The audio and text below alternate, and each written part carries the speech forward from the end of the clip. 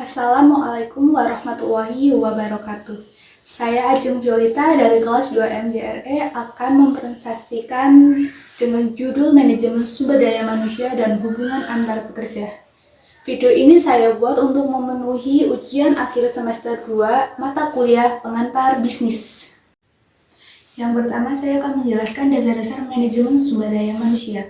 Manajemen sumber daya manusia merupakan serangkaian aktivitas organisasi yang diarahkan untuk upaya membangun dan mengembangkan serta mempertahankan angkatan kerja yang efektif.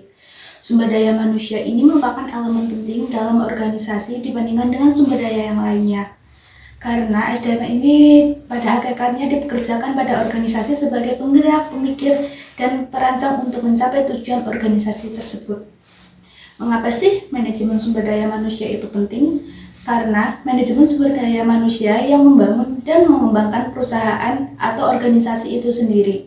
Jika tidak ada manajemen sumber daya manusia yang tidak memadai, maka perusahaan ini akan gagal dan tidak bisa mencapai tujuan yang diinginkan. Yang kedua, ada kepentingan strategis manajemen sumber daya manusia. Strategi sumber daya manusia adalah proses perencanaan kualitas sumber daya manusia supaya dapat berkembang ke arah yang lebih baik. Yang artinya, strategi sumber daya manusia yang kita miliki dapat membantu memastikan bahwa kemampuannya itu yang kita miliki ini berkualitas baik dan berkompetisi untuk perusahaan yang kita jalankan. Selanjutnya ada perencanaan sumber daya manusia dalam organisasi. Yang pertama ini ada analisis pekerjaan di mana ada deskripsi pekerjaan atau job description. Ini merincikan tugas-tugas suatu pekerja yang digunakan dalam melakukan pekerjaan tersebut. Kedua, ada spesifik pekerjaan atau job specification. Ini merincikan keterampilan, kemampuan, dan pengalaman yang dibutuhkan untuk melakukan pekerjaan tersebut. Selanjutnya ada meramalkan penawaran dan permintaan sumber daya manusia. Yang pertama ini ada meramalkan penawaran internal. Ini itu disebut dengan meramalkan jumlah dan jenis karyawan yang akan berada di perusahaan pada suatu waktu tertentu dan di masa yang akan datang. Kedua, ada penawaran eksternal. Ini merupakan ramalan jumlah dan jenis orang yang tersedia bagi perusahaan atau proses rekrutmen tersebut dari semua pasar tenaga kerja. Selanjutnya ada bagan pergantian. Bagan pergantian ini dalam tingkatan organisasi direncanakan manajer pada orang-orang tertentu untuk posisi tertentu. Yang keempat, ada job analisis dalam manajemen sumber daya manusia. Pentingnya analisis berperan dalam manajemen sumber daya manusia ini yang pertama untuk satu, orientasi pekerjaan. Ini membantu menentukan tanggung jawab dan tugas pekerjaan sehingga memastikan bahwa setiap karyawan memahami peran dan tugas mereka dalam berorganisasi. Ada pengembangan karyawan. Analisis pekerjaan ini memungkinkan mengembangkan keterampilan karyawan dalam proses pelatihan untuk meningkatkan kinerja pekerjaan. Ada perekrutan dan seleksi. Ini membantu pekerjaan memberikan dasar untuk memilih kandidat yang tepat untuk suatu pekerjaan dan memastikan bahwa individu yang dimiliki ini memiliki keterampilan yang kualifikasinya itu dibutuhkan. Ada juga kompensasi dan tunjangan.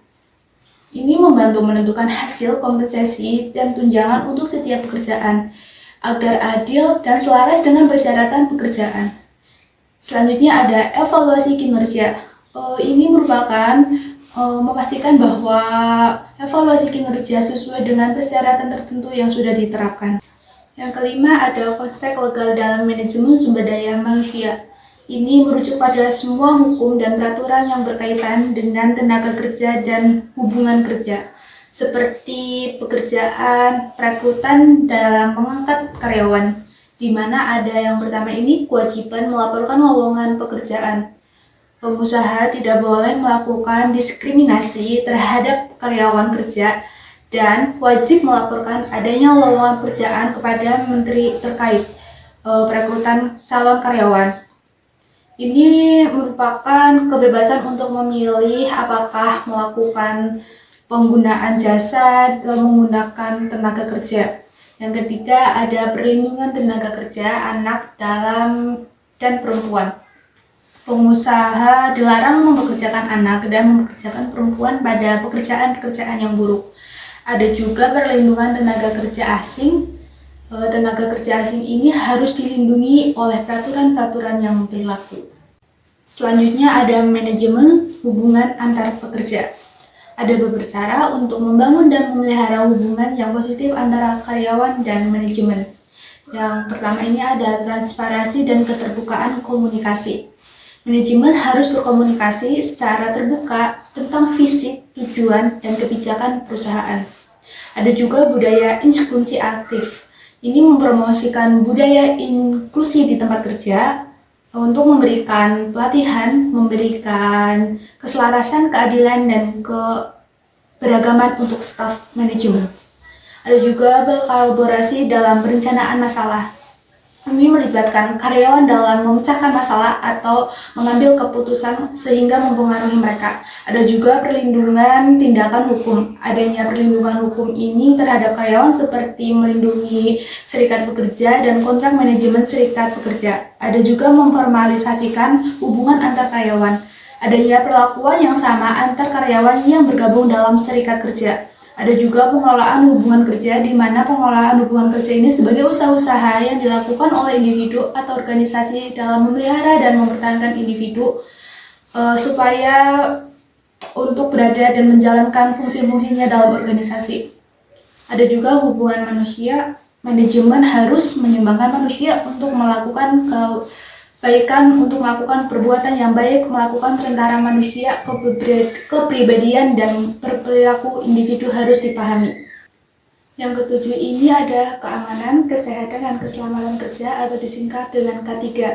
Keamanan kesehatan kerja atau K3 ini dalam manajemen sumber daya manusia merupakan aspek penting dalam manajemen sumber daya manusia yang bertujuan untuk menciptakan lingkungan kerja yang aman, sehat, dan bebas dari kecelakaan kerja serta akibat kerja. Hal ini sejalan dengan tujuan utama manajemen sumber daya manusia, yaitu untuk meningkatkan kinerja dan produktivitas karyawan. Ada juga peran manajemen sumber daya manusia dalam K3. Yang pertama ini membantu dan menerapkan kebijakan K3, melaksanakan program edukasi dan pelatihan K3, melakukan monitoring dan evaluasi K3, menyediakan sarana dan prasarana K3, menangani kasus kecelakaan dan penyakit kerja. Manajemen sumber daya manusia ini bertanggung jawab untuk menangani kasus kecelakaan dan penyakit kerja yang terjadi. Selanjutnya ada staffing dan perekrutan dalam organisasi. Staffing adalah proses perekrutan kandidat yang memenuhi persyaratan untuk posisi tertentu dalam organisasi. Fungsi utama ini adalah untuk mendapatkan personil yang tepat untuk pekerjaan yang tepat pada waktu yang tepat. Dalam manajemen staf melibatkan operasi memanaskan karyawan dengan keterampilan, pengetahuan, dan kemudian menawarkan peran pekerjaan yang sesuai. Selanjutnya ada kompensasi dan benefit bagi pekerja. Kompensasi dan benefit ini merupakan dua elemen penting dalam manajemen sumber daya manusia yang paling berkaitan erat. Keduanya ini memiliki peran dalam menarik, mempertahankan, dan memotivasi karyawan agar bekerja dengan optimal dan mencapai tujuan perusahaan tersebut. Bentuk kompensasi yang umum ada gaji pokok, ada tunjangan. Tunjangan ini merupakan pembayaran tambahan yang diberikan atas kondisi tertentu seperti tunjangan kehadiran, tunjangan lembur, tunjangan kesehatan, dan tunjangan makan. Ada juga bonus, ada insentif. Insentif ini merupakan pembayaran tambahan yang diberikan untuk memotivasi karyawan sebagai telah mencapai target tertentu. Dan yang terakhir ada pemeliharaan karyawan. Tujuannya yaitu untuk pertama, meningkatkan produktivitas karyawan. Ada juga meningkatkan disiplin dan menurunkan absensi karyawan.